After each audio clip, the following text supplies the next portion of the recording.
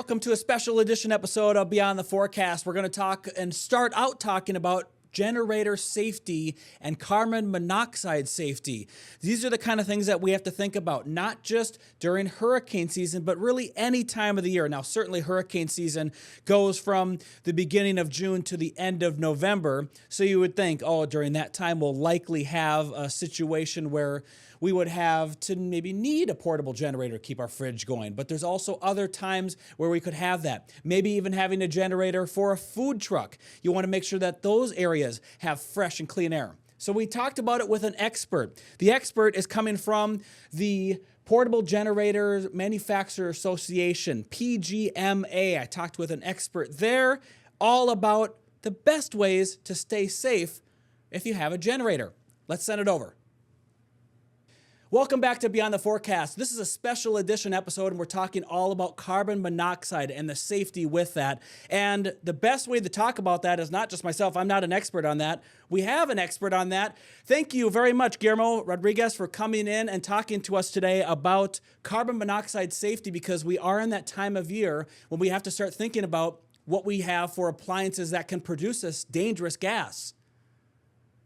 That is absolutely right, Jeff. Thank you so much for having me here. November is Carbon Monoxide Awareness Month. It's very important to know that we're dealing with a very dangerous gas that is impossible for the human senses to detect, and it can be deadly. Because it doesn't have a smell, it doesn't have a taste.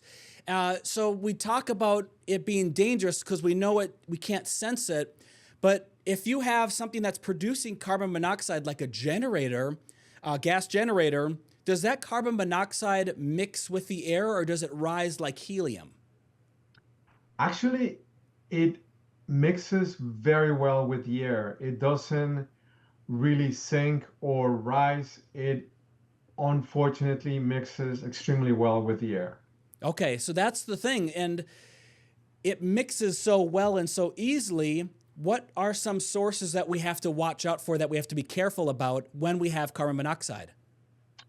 All right, so everybody knows that you cannot run a car inside a garage. Some people are not aware that some appliances such as heaters, boilers, furnaces, stoves can create carbon monoxide as well. And yes, portable generators. So if we know we can't run a vehicle or a car in our garage because that creates the gas. If we have a day where we have a power outage, a lot of people in the community will use a generator, gas generator, to keep the fridge going. Where's the place to put that generator so you're staying safe from the carbon monoxide? Well, the simple answer is to position that generator as far away as possible from any location where carbon monoxide emissions can build up. So even if you have your garage and the garage door open, is that not good enough? Um, Jeff, that's not a good place at all. The garage Good. is one of those places where it is, unfortunately, a misconception. People thinking that it's away from where they're at. It just needs to be far away from any home, garage, shed, truck bed, or any other fully enclosed or partially enclosed location.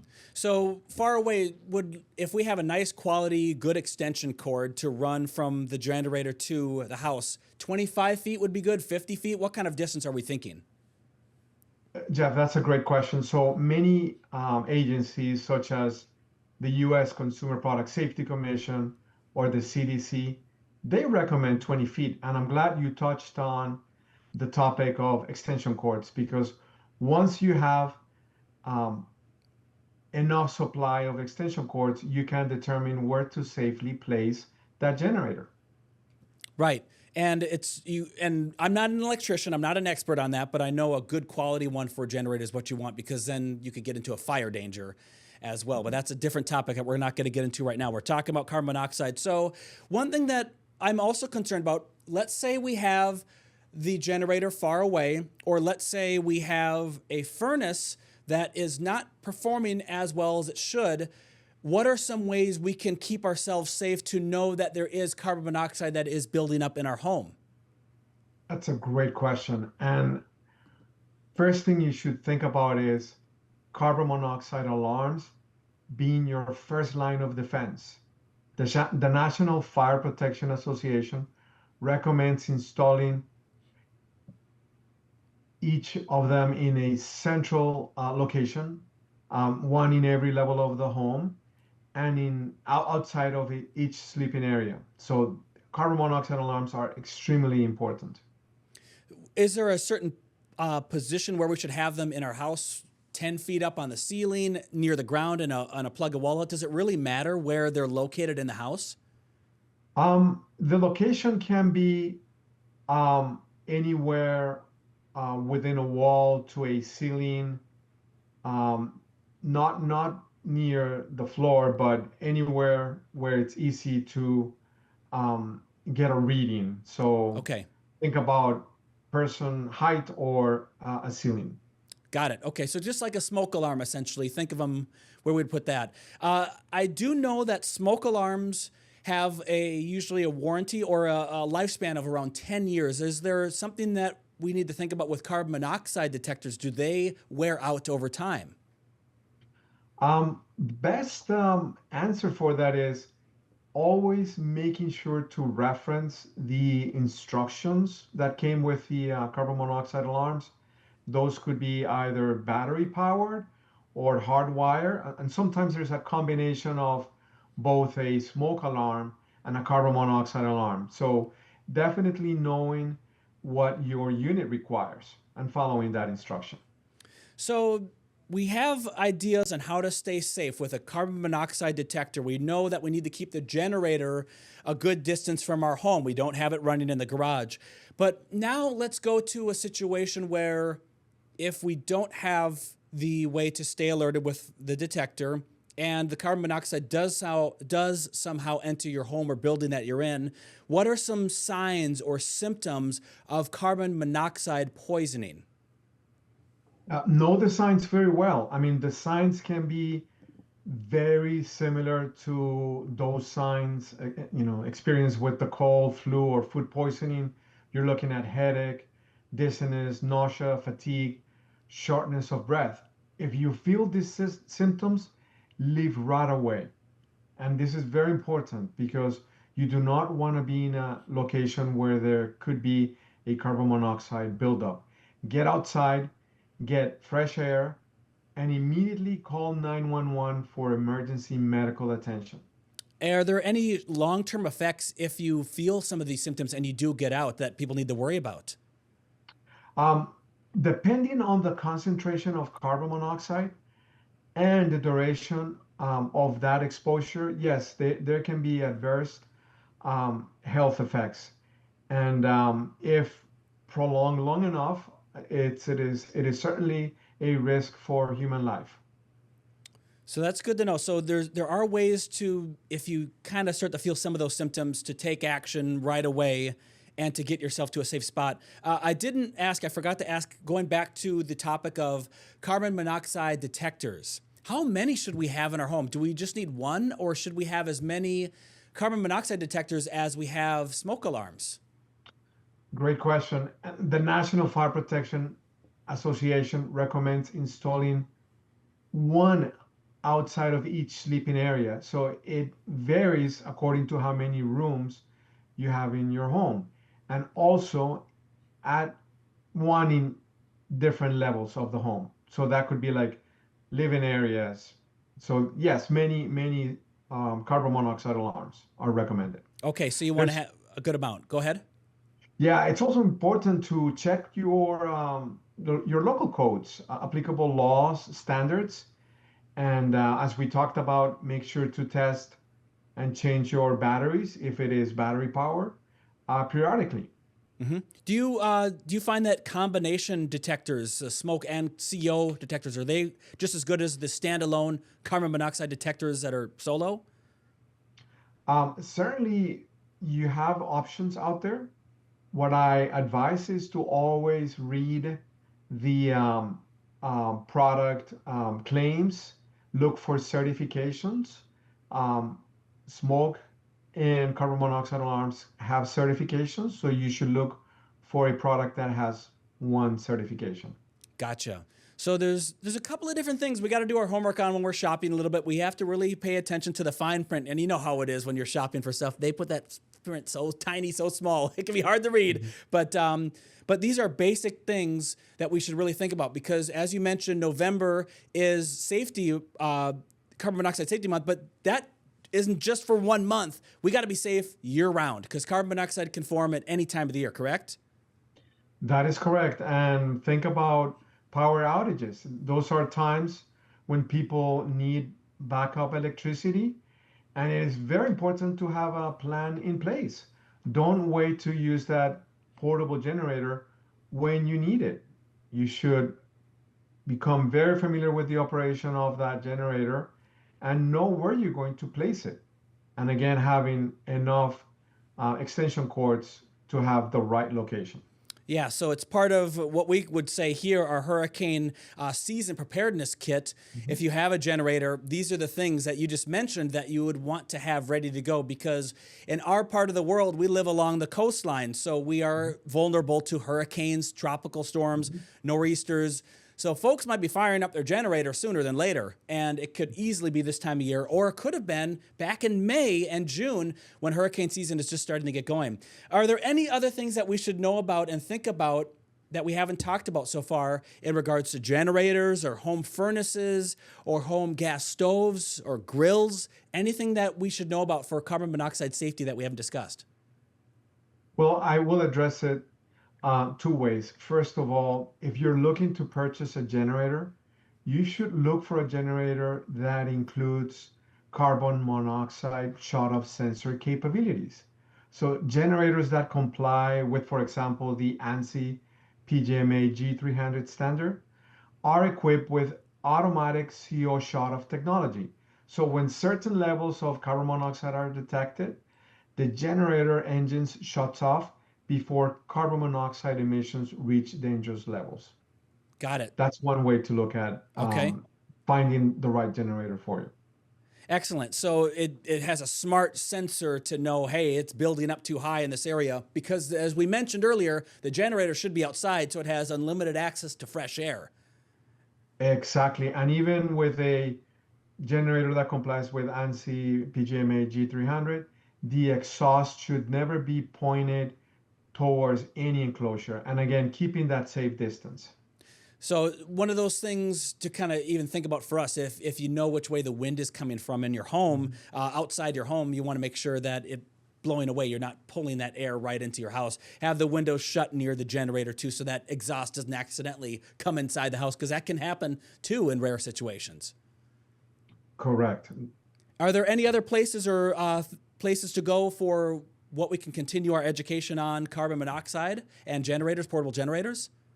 Absolutely. So the Portable Generators Manufacturers Association has a website with a lot of different tips. Takeyourgeneratoroutside.com. Perfect. All right. Well, thank you very much, Guillermo, for all the help today on carbon monoxide safety. I think this are good tips that we can have as we go into our fall and winter months, and of course into next hurricane season as well. It'll be very helpful. My pleasure, Jeff. All right, Thank thank you so much. All right, have a good day. All right, we're going to continue our episode of Beyond the Forecast, talking more about those winter months and everything else that goes with carbon monoxide and safety in just a little bit.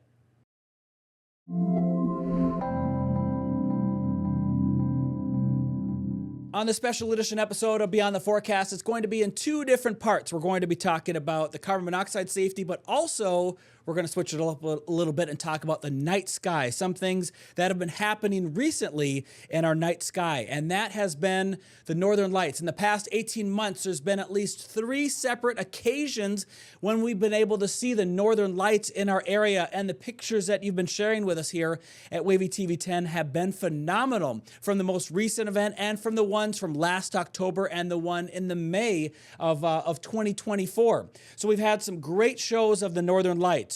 The northern lights are when you have charged particles coming from the sun that interacts with the Earth's magnetosphere. I love saying that word. As it interacts with Earth's magnetic field, you can get those northern lights to occur. Here's an illustration of the magnetic sphere and what happens when that solar wind, as you see on the left, interacts with that. It hits that bow shock.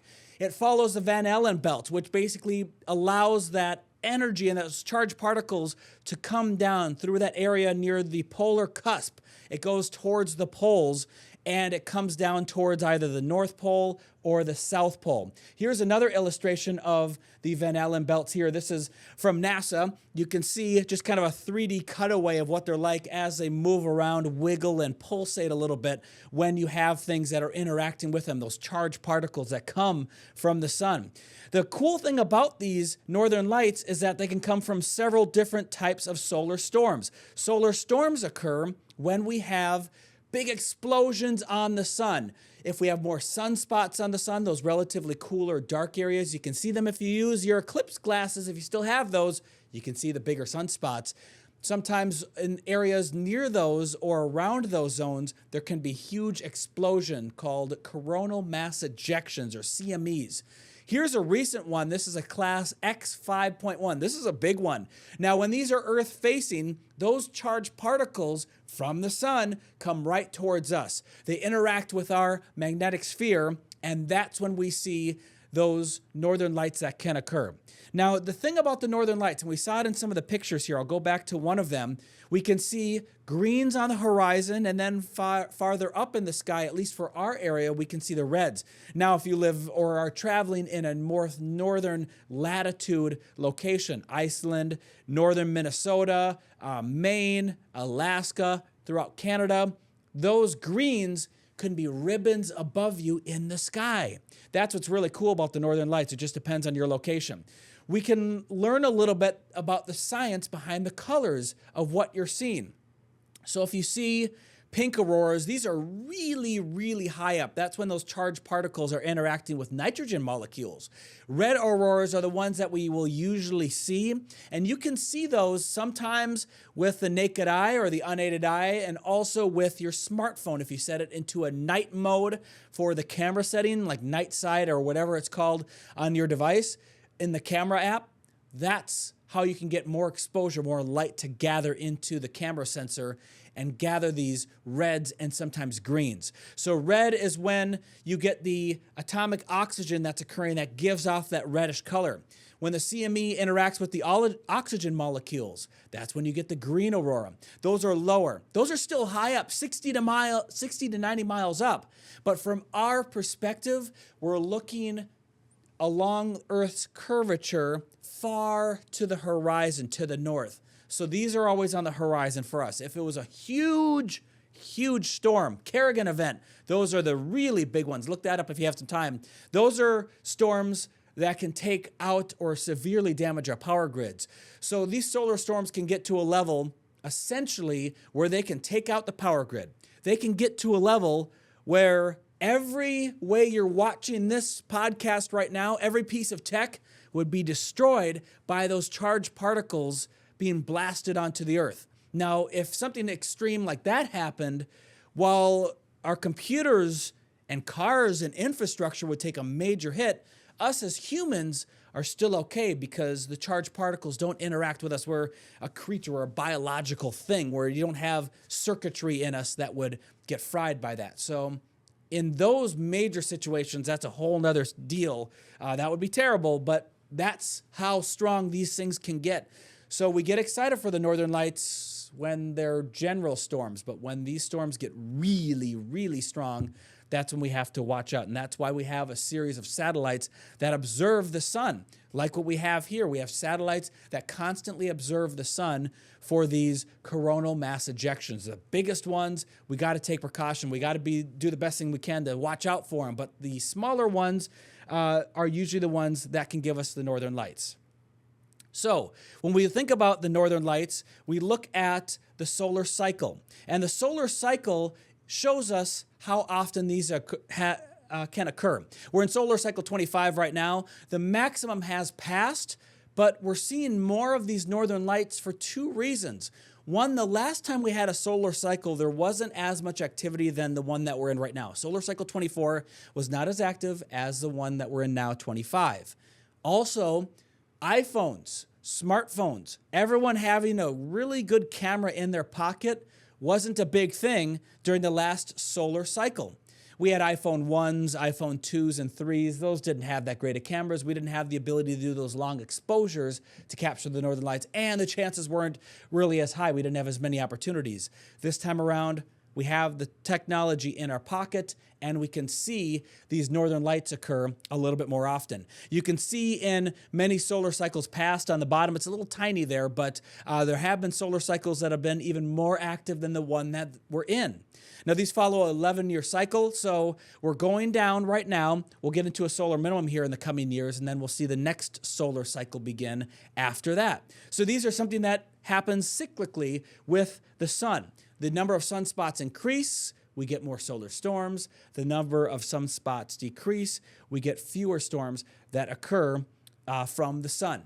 Some basic tips: if you have these Earth-directed CMEs, get away from the city lights. Look north to the horizon. That's always key. You got to look north. Can't look south because you're not seeing them unless you're south of the equator, and then you would look south. Have low expectations always. These are very, very hard to predict. Think of it like this. You have a cloud of fog, or you have a big bubble of air that's moving through space. And in that bubble, there's a little bit of confetti. So is that confetti and that bubble going to hit the Earth? Is it going to miss the Earth? How concentrated, how much confetti's in that bubble? There's so many different things, and we don't have the instrumentation to measure all this. We're kind of going the best way we can by looking at some levels, and that's why the expectations always got to be low when we have a chance for the northern lights and the aurora. Use night mode on your smartphone, and along the beach or in a field is always the best spot to go to see the northern lights. There's a couple other things that we can see in the night sky. We're going to take a look at that coming up after the break. Stay tuned.